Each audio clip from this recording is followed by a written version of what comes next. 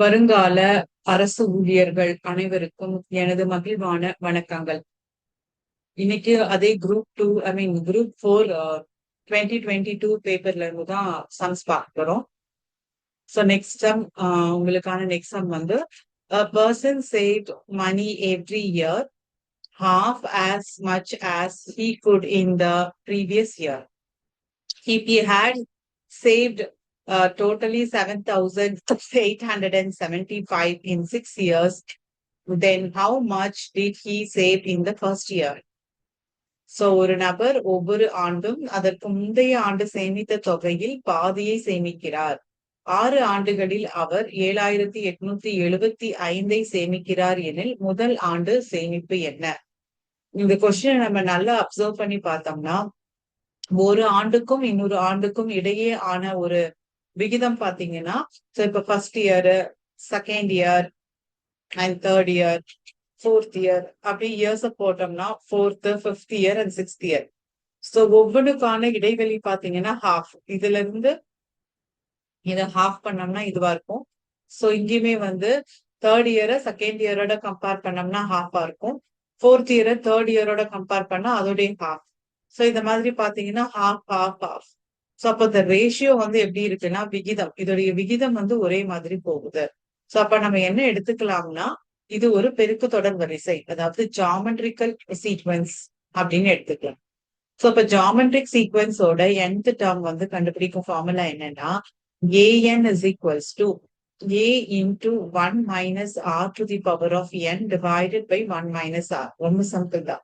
So nth term கண்டுபிடிக்கிறதுக்கு geometric sequence ஒரு பெருக்கு தொடர் வரிசையோடைய nth டேர்ம் கண்டுபிடிக்கிறதுக்கான ஃபார்முலா வந்து a of 1 minus r to the power of n 1 minus r. இங்க ஏன்றது வந்து எதை குறிக்கும்னா முதல் உறுப்பை குறிக்கும்.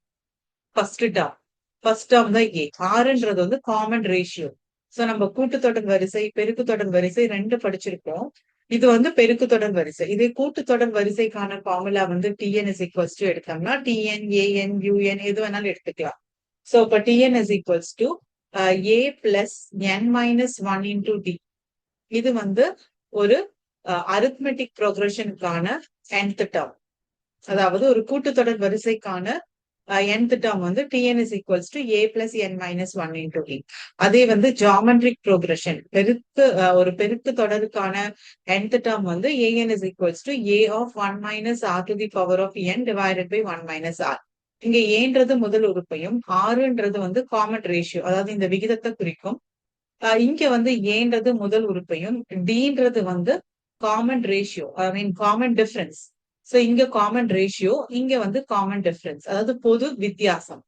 அதை வந்து டீன் எடுத்துக்கிறோம். சோ படிக்கும் போது இப்படி கம்பேர் பண்ணி படிச்சீங்கன்னா ரொம்ப ரொம்ப ஈஸியா இருக்கும். சோ இப்ப நம்ம ஒரு கொஸ்டின் படிக்கிற போது இது வந்து அரித்மெட்டிக் ப்ரோக்ரஷனா இல்ல ஜாமெட்ரிக் ப்ரோக்ரஷனா, சோ ஏதாவது அதை தெரிஞ்சிட்டோம்னா அதுக்கான nth டேர்ம் அப்ளை பண்ணி கால்குலேட் பண்ணணும், அவ்வளவுதான். இங்க ஏ கண்டுபிடிக்க போறோம். ஏ நமக்கு என்னன்னு தெரியாது. ஆர் வந்து என்னன்னா காமன் ரேஷியோ, முதல் உறுப்பு டிவைடட் பை செகண்ட் உறுப்பு, அது இரண்டாவது உறுப்பு டிவைடட் பை த முதல் உறுப்பு. அந்த மாதிரி ஒவ்வொன்றா எடுக்கும் போது ரேஷியோ நமக்கு 1/2. இங்க காமன் டிஃபரன்ஸ் எடுத்தீங்கன்னா டி இஸ் ஈக்குவல்ஸ் டு என்ன வரும்னா, it is t2 minus t1 that is equals to t3 minus t2. எல்லாமே வந்து ஈக்குவலா இருக்கும். t3 minus t2 அது equals to t4 minus t3 is equals to, இது அப்படியே போயிட்டே இருக்கும். சோ அதே மாதிரி இங்க ரேஷியோ எடுத்துட்டீங்கன்னா காமன் ரேஷியோன்றது வந்து t2 divided by t1 which is equals to t3 divided by t2. it is t4 divided by t3. இது அப்படியே போயிட்டே இருக்கும். இந்த மாதிரி இருந்தா இது காமன் ரேஷியோ, இது வந்து காமன் டிஃபரன்ஸ், அவ்வளவுதான். இது வந்து அரித்மெட்டிக் ப்ரோக்ரஷன்ல, இது ஜாமெட்ரிக் ப்ரோக்ரஷன். சோ இப்ப இந்த சம்முக்கு வருவோம். இதுல பாத்தீங்கன்னா ஆர் வந்து 1/2 கொடுத்துட்டாங்க. சோ அதே மாதிரி ஏஎன் வந்து இங்க என்ன கொடுத்திருக்காங்கன்னா 6 வருடங்களுக்கு பிறகு அவருடைய சேமிச்சு வச்ச தொகை என்னன்னு கொடுத்துட்டாங்க. அது 7,875. இப்ப நமக்கு தெரிஞ்ச வேல்யூஸ் எல்லாத்தையுமே எடுத்து சப்ஸ்டிட்யூட் பண்றோம், பிரதியிடுறோம். சோ அப்போ 7,875 ஈக்குவல்ஸ் டு ஏ தான் கண்டுபிடிக்க போறோம், a1 அண்ட் 1 மைனஸ் ஆரோட வேல்யூ வந்து 1/2 to the power of 6. n வந்து 6, 6 வருடங்கள், 6 years சொல்லியிருக்காங்க. சோ அப்ப டிவைடட் பை 1 minus 2. இந்த ஆரோட வேல்யூமே வந்து நம்ம ரெண்டு டிஃப்ரெண்ட் ஃபார்முலாஸ் இருக்கு. இங்க 1 வந்து ஆறுன்றது வந்து லெஸ் தென் 1 இருந்துச்சுன்னா, ஒன்னை விட ஆறுன்ற வேல்யூ கம்மியா இருந்தாதான் இந்த ஃபார்முலா எடுத்துக்கணும். சம்டைம்ஸ் நமக்கு ஆர் வந்து கிரேட்டர் தென் 1ஆவும் கிடைக்க வாய்ப்பு இருக்கு. அந்த மாதிரி நேரங்கள்ல எந்த ஃபார்முலாவை யூஸ் பண்ணணும்னா an is equals to a into r to the power of n minus 1 divided by r minus 1. So இதை மட்டும் சேஞ்ச் பண்ணிக்கணும். ஏன்னா நமக்கு நெகட்டிவ் ஆன்சர்ஸ் வரக்கூடாது. ஸோ அதனால நம்ம என்ன பண்ணிக்கிறோம், எக்ஸ்சேஞ்ச் பண்ணிக்கிறோம். இந்த ரெண்டு டேர்ம்ஸை மட்டும் எக்ஸ்சேஞ்ச் பண்ணிக்கிறோம். ஆர் வந்து கிரேட்டர் தென் 1 இருந்ததுன்னா nth டேர்ம் கண்டுபிடிக்க ஃபார்முலா, ஆர் லெஸ் தென் 1 இருந்துச்சுன்னா இதுதான் ஃபார்முலா. சோ அதையும் இங்க உங்களுக்கு ஞாபகப்படுத்த விரும்புறேன். சோ இப்ப என்ன பண்றோம்னா நியூமரேட்டர் தனியாவும் டினாமினேட்டர் தனியாவும் சால்வ் பண்றோம். சோ இப்ப நியூமரேட்டர் அண்ட் டினாமினேட்டர் தனித்தனியா ரெண்டுமே வந்து பிராக்ஷன்ல இருக்கனால ரெண்டுமே தனித்தனியா சால்வ் பண்ணிட்டு அதுக்கப்புறம் ஏ வேல்யூ கண்டுபிடிக்க போறோம். சோ அப்போ 7875 is equals to a into 1 minus 1 to the power of 6 நமக்கு 1 தான் கிடைக்கும். And 2 to the power of 6. So 2 to the power of 6 ஓட வேல்யூ வந்து 64. 2 to the power of 3 வந்து 8. So அப்ப 8 8 64 நமக்கு கிடைக்கும். And divided by இங்க வந்து LCM எடுத்தோம்னா 2 வந்து LCM. மீசிமா வந்து 2. இப்ப cross multiple பண்ணோம்னா 2 minus 1. So அப்போ which is equals to a into இதை வந்து cross multiple பண்ணோம்னா 64. 64 minus 1 வந்து 63. So 63 by 64 divided by இங்க வந்து 2 minus 1 வந்து 1 by 2. So finally நம்ம என்ன எழுதலாம், a into 63 by 64. இங்க இருக்கிற ஃபிராக்ஷன்ல நியூமரேட்டர்ல ஃபிராக்ஷன்ல இருக்கனால இதை மேல எடுத்து வந்துடும். It is 2 by 1.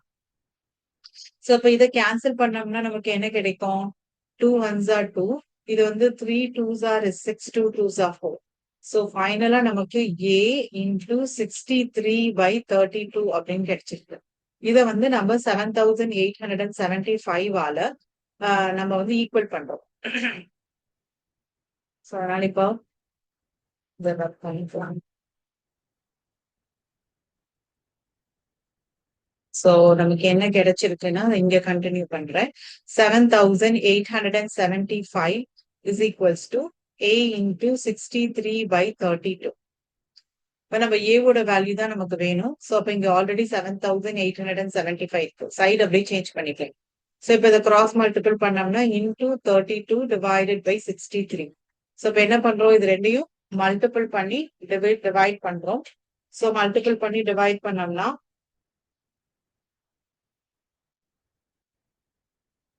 நமக்கு வந்து 7875 into 32 டைரக்டா 32 பண்ணோம்னா 2,52,000 கிடைக்கும். அதை டிவைடட் பை 63 பண்றோம். ஸோ டிவைடட் பை 63 வந்து பண்ணோம்னா நமக்கு a is equals to 4,000. So first month amount வந்து அவர் எவ்வளவு வந்து பே பண்ணிருப்பாரு அப்படின்னா 4,000. இதான் ஜியோமெட்ரிக்ஸ் ப்ரோக்ரஷன்ல கண்டுபிடிக்கிறது. ஸோ வெரி சிம்பிள் ஃபார்முலா மட்டும்தான். an is equals to a into 1 minus r to the power of n divided by 1 minus r. அதுல நமக்கு தெரிஞ்ச வேல்யூ எல்லாத்தையும் எடுத்து சப்ஸ்டிட்யூட் பண்ணிட்டு எப்படி அல்ஜிபிரிக் எக்ஸ்பிரஷன்ஸை சால்வ் பண்ணுவோமோ அதே மாதிரி தான் சால்வ் பண்ணுவோம். இது ரொம்ப ரொம்ப சிம்பிளான கால்குலேஷன்ஸ் தான், டஃபானது கிடையாது. ஸோ இப்போ அடுத்த சம் பார்க்கலாம்.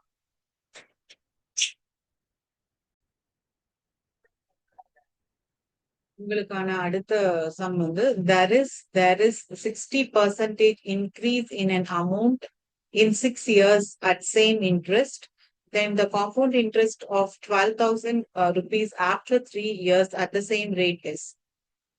So ஒரு குறிப்பிட்ட அசல் தனி வட்டி விகிதத்தில் 6 ஆண்டுகளுக்கு 60% அதிகரிக்கிறது. அதே வட்டி வீதத்தில் 12,000க்கு 3 ஆண்டுகளில் கிடைக்கும் கூட்டு வட்டி என்னன்னு கேட்டிருக்காங்க. அதாவது இந்த கணக்குல என்ன சொல்லியிருக்காங்கன்னா, சிம்பிள் இன்ட்ரெஸ்ட்ல ஒரு பர்டிகுலர் அமௌண்ட்டுக்கு 60% வந்து இன்க்ரீஸ் ஆகும் ஒரு ரேட் ஆஃப் இன்ட்ரெஸ்ட் 6 வருஷத்துக்கு அப்புறம். அதே ரேட் ஆஃப் இன்ட்ரெஸ்ட காம்பவுண்ட் இன்ட்ரெஸ்டுக்கு அப்ளை பண்ணாங்கன்னா 12,000க்கு 3 வருஷம் கழிச்சு எவ்வளவு வந்து கூட்டு வட்டி வரும் அப்படின்னு கேக்குறாங்க. இப்ப ஃபர்ஸ்ட் என்ன பண்ணணும்னா, சிம்பிள் இன்ட்ரெஸ்ட் கொடுத்திருக்கிறத வச்சு என்ன ரேட் ஆஃப் இன்ட்ரெஸ்ட், அதாவது என்ன வட்டி விகிதம் அதை வந்து கண்டுபிடிக்கணும். வட்டி வீதம் கண்டுபிடிச்சதுக்கு அப்புறம் அதை வந்து காம்பவுண்ட் இன்ட்ரெஸ்ட் ஃபார்முலால அப்ளை பண்ணீங்கன்னா உங்களுக்கு டைரக்டா ஆன்சர் கிடைச்சிடும். ஸோ இப்ப நமக்கு ஆல்ரெடி நமக்கு தெரியும் சிம்பிள் இன்ட்ரெஸ்டுக்கான ஃபார்முலா வந்து சிம்பிள் இன்ட்ரெஸ்ட் ஃபார்முலா வந்து PRT/100. இதுதான் வந்து PRT சிம்பிள் இன்ட்ரெஸ்டுக்கான ஃபார்முலா. சோ இங்க என்ன கொடுத்திருக்காங்க, இதுல நமக்கு ரேட் ஆஃப் இன்ட்ரெஸ்ட் என்னன்னு தெரியாது. சோ இப்ப ரேட் ஆஃப் இன்ட்ரெஸ்ட் என்னன்னு நம்ம கண்டுபிடிக்கணும். அதுக்கு இங்க ஹிண்ட் என்ன கொடுத்திருக்காங்கன்னா 60% அதிகரிக்கிறது, 6 ஆண்டுகளில் 60% அதிகரிக்கிறது அப்படின்னு கொடுத்திருக்காங்க. சோ அப்போ நம்ம இங்க பிரின்சிபல் அமௌண்ட் சிம்பிள் இன்ட்ரெஸ்ட்ல வந்து 60%னா என்ன, 60% ஆஃப் P. அதாவது எதுல இருந்து அதிகரிக்கும், அவங்க போட்ட பிரின்சிபல் அமௌண்ட்ல இருந்து தான் 60% அதிகரிக்கும். அதனால 60/100 இன்டூ P. இல்லைன்னா இதை வந்து 0.60 வச்சுக்கலாம். இது 0.60 இன்டூ P. இதுதான் வந்து சிம்பிள் இன்ட்ரெஸ்ட். இதுதான் நமக்கு கொடுத்திருக்கிற இன்ஃபர்மேஷன். இந்த கொடுத்திருக்கிற வேல்யூ வச்சு எப்படி ரேட் ஆஃப் இன்ட்ரெஸ்ட் கண்டுபிடிக்கலாம்னு பார்க்கலாம். சோ இப்ப சிம்பிள் இன்ட்ரெஸ்டுக்கான ஃபார்முலா PRT/100. அதாவது தனி வட்டிக்கான ஃபார்முலா வந்து PRT/100. சோ இப்ப இங்க சிம்பிள் இன்ட்ரெஸ்ட் நம்ம என்னன்னு எடுத்திருக்கோம், 0.60 இன்டூ P எடுத்திருக்கோம். அதை இங்க எடுத்து அப்ளை பண்றோம். சிம்பிள் இன்ட்ரெஸ்டுக்கு பதிலா இப்ப நான் என்ன அப்ளை பண்றேன்னா 0.60 இன்டூ P. இது நமக்கு கொடுத்திருக்கிற இன்ஃபர்மேஷன் PRT/100. இங்க ஆறுன்ற வேல்யூ டீன்ற வேல்யூ நமக்கு 6ன்னு தெரியணும். சோ இப்ப இங்க ரெண்டு பக்கமும் P இருக்கனால இது கேன்சல் ஆயிடும். P கேன்சல் ஆயிடும். 0.60 இஸ் ஈக்குவல்ஸ் டு ஆர் நமக்கு தெரியாது, T வந்து 6 years கொடுத்திருக்காங்க. சோ அப்போ into 6 divided by r. So இதுல இருந்து ஆரோட வேல்யூ கண்டுபிடிக்கிறோம். அப்ப ஆரை மட்டும் இந்த பக்கம் வச்சுட்டு இந்த 6ஐயும் 100ஐயும் அடுத்த பக்கம் எடுத்துட்டு வந்தோம்னா அடுத்த பக்கத்துல ஆல்ரெடி 0.60 இருக்கு. 100 இந்த பக்கம் போச்சுன்னா மல்டிப்ளிகேஷன் ஆகும். இந்த 6 இந்த பக்கம் எடுத்தீங்கன்னா டிவிஷன் ஆகும். சோ 6. சோ அப்ப இதை சால்வ் பண்றோம். இதை சால்வ் பண்ணோம்னா நமக்கு என்ன கிடைக்கும், 6 1s are 6, இங்கேயுமே 0.6 1s are 6. சோ 10. சோ அப்ப 10 இன்டூ 100 அப்ளை பண்ணீங்கன்னா என்ன வரும், 0.10 இன்டூ 100. அதாவது இந்த 10ல இருந்து 2 0 ஆட் பண்ணுவோம். சோ இங்க 2 டெசிமல் தள்ளி புள்ளி வைக்கணும். So 2 decimal places. சோ இப்ப R is equals to 10. So R is equals to it is 10%. நமக்கு ரேட் ஆஃப் இன்ட்ரெஸ்ட் என்ன கிடைச்சிருக்கு, 10% கிடைச்சிருச்சு. சோ இப்ப இதை வச்சுட்டு என்ன பண்ணோம்னா சிம்பிள் காம்பவுண்ட் இன்ட்ரெஸ்டுக்கான ஃபார்முலால இந்த ரேட் ஆஃப் இன்ட்ரெஸ்ட் அப்ளை பண்றோம். சோ அப்போ காம்பவுண்ட் இன்ட்ரெஸ்டுக்கான ஃபார்முலா என்னன்னு கேட்டோம்னா it is P of 1 plus R/100 to the power of T minus P. So அப்போ காம்பவுண்ட் இன்ட்ரெஸ்ட்ல பிரின்சிபல் அமௌண்ட் வந்து 12,000 கொடுத்திருக்காங்க. So அப்போ principal amount 12,000 and 1 plus rate of interest நம்ம என்ன கண்டுபிடிச்சிருக்கோம், 10 கண்டுபிடிச்சிருக்கோம். So 10/100 to the power of T வந்து it is 3 year, 3 வருடங்களுக்கு பிறகு மைனஸ் அண்ட் இங்க வந்து அகைன் 12,000. இந்த ஃபார்முலால நமக்கு தெரிஞ்ச வேல்யூஸ் எல்லாத்தையும் அப்ளை பண்றோம். இப்ப இதை சால்வ் பண்ணோம்னா நமக்கு என்ன கிடைக்கும், பிராக்கெட் குள்ள இருக்கிறது தான் முதல்ல சால்வ் பண்ணணும். சோ 12,000 இன்டூ இங்க சால்வ் பண்ணீங்கன்னா 100 LCM எடுக்கிறோம். 100 இன்டூ 1 வந்து 100. 100 plus 10 divided by 100 to the power of 3 minus 12,000. So உங்களுக்கு புரியணுன்றதுக்காக நான் ஸ்டெப் பை ஸ்டெப்பா எழுதுறேன். சோ நீங்க சம்ஸ் போட போட இதுல இருந்து டைரக்டா 110/100 and அது என்ன வேல்யூ வருதோ நீங்க அப்படியே டைரக்டா எழுதிக்கலாம். So the compound interest is equals to 12,000. இங்க 100 plus 10 வந்து 110/100 and cube minus 12,000. இப்போ இதுல இருக்கிற 0 இதுல இருக்க 0 கேன்சல் ஆயிடும். சோ 11/10 வந்து நம்ம எப்படி எழுதலாம், so compound interest is equals to 12,000 into 11/10 வந்து it is 1.1. So 1.1 the whole cube minus 12,000. So அப்போ 1.1 cube பண்ணீங்கன்னா என்ன வரும் நமக்கு, so 1.1 into 1.1 into 1. So எல்லாத்தையும் மல்டிபிள் பண்ணிட்டு 11 into 11 into 11 தான். அதை மல்டிபிள் பண்ணிட்டு 3 டெசிமல் பிளேசஸ் நீங்க வந்து புள்ளி வச்சீங்கன்னா உங்களுக்கு கரெக்டா இருக்கும். ஸோ 11 into 11 வந்து 121. 121ஓட 11 மல்டிபிள் பண்ணீங்கன்னா 1300 என்ன கிடைக்கும்னா 1331. டோட்டலா நமக்கு 3 டெசிமல் பிளேசஸ் இருக்கு. ஸோ அப்போ 3 டெசிமல் பிளேசஸ் வச்சீங்கன்னா 1.331 மைனஸ் 12,000. ஸோ இப்போ வந்து இதை நம்ம சால்வ் பண்றோம். So I'll write it here. So இதை மல்டிபிள் பண்ணீங்கன்னா ஸோ 1.131 இதை மல்டிபிள் பண்ணா நமக்கு காம்பவுண்ட் இன்ட்ரெஸ்ட் வந்து 15972 மைனஸ் 12,000 கிடைக்கும். ஸோ இதுல இருந்து இதை சப்ட்ராக்ட் பண்ணோம்னா நமக்கு 3,972. ஸோ காம்பவுண்ட் இன்ட்ரெஸ்ட் நமக்கு ஃபைனலா என்ன கிடைக்குது? It is 3,972. இதுதான் நமக்கு ஆன்சர். ஸோ இந்த சம் நமக்கு தெரியணும்னா நமக்கு காம்பவுண்ட் இன்ட்ரெஸ்ட்னா என்னன்னு தெரியணும், சிம்பிள் இன்ட்ரெஸ்ட்னா என்னன்னு தெரியணும், சிம்பிள் இன்ட்ரெஸ்டோட ஃபார்முலா என்ன, காம்பவுண்ட் இன்ட்ரெஸ்டோட ஃபார்முலா என்ன, இதெல்லாம் நமக்கு தெரியணும்.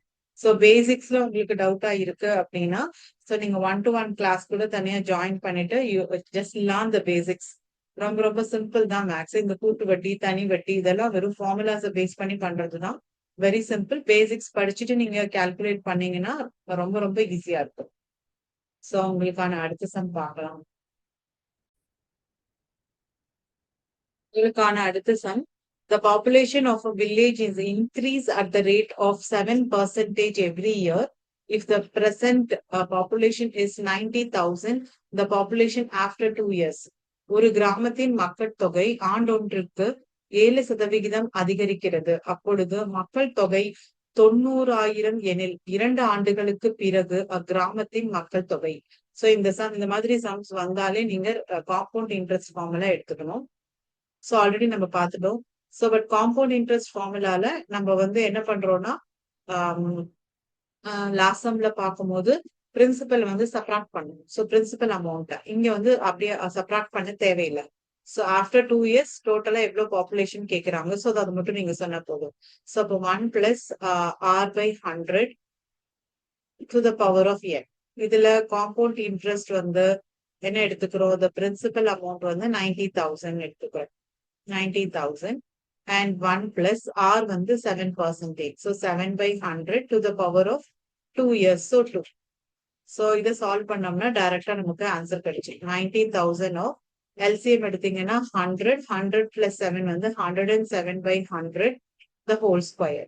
So அப்போ 90,000 into 107/100 வந்து 1.07 the whole square. So இது மூணையும் நமக்கு மல்டிபிள் பண்ணோம்னா நமக்கு என்ன கிடைக்கும்னா 1.03041. So ஆப்ஷன் டி வந்து நமக்கு சரியான ஆன்சர். சோ அப்போ 2 வருடங்களுக்கு பிறகு அந்த கிராமத்தினுடைய மக்கள் தொகை பாப்புலேஷன் வந்து 1,03,041 இருக்கு. அவ்வளவுதான். Very simple. இந்த ஃபார்முலால அப்ளை பண்ணீங்கன்னா சோ ஐ ஹோப் எல்லாத்துக்குமே இந்த சம்ஸ் எல்லாம் புரிஞ்சிருக்கும்னு நம்புறேன். சோ இன்னும் நிறைய சம்ஸ் இருக்கு. அதெல்லாம் அடுத்தடுத்த கிளாஸ்ல நம்ம பார்ப்போம். All the best. நல்லா படிங்க. கால் ஃபார் பண்ணிருக்காங்க. சோ அதுவுமே வந்து நான் போஸ்ட் பண்றேன் நெக்ஸ்ட் கிளாஸ்ல என்னென்ன கால் ஃபார் எக்ஸாம்ஸ் வந்து கால் ஃபார் கொடுத்துருக்காங்க அப்படின்றத. சோ நெக்ஸ்ட் வீடியோல பார்ப்போம். தேங்க்யூ ஃபார் வாட்சிங் திஸ் வீடியோ. Bye everyone.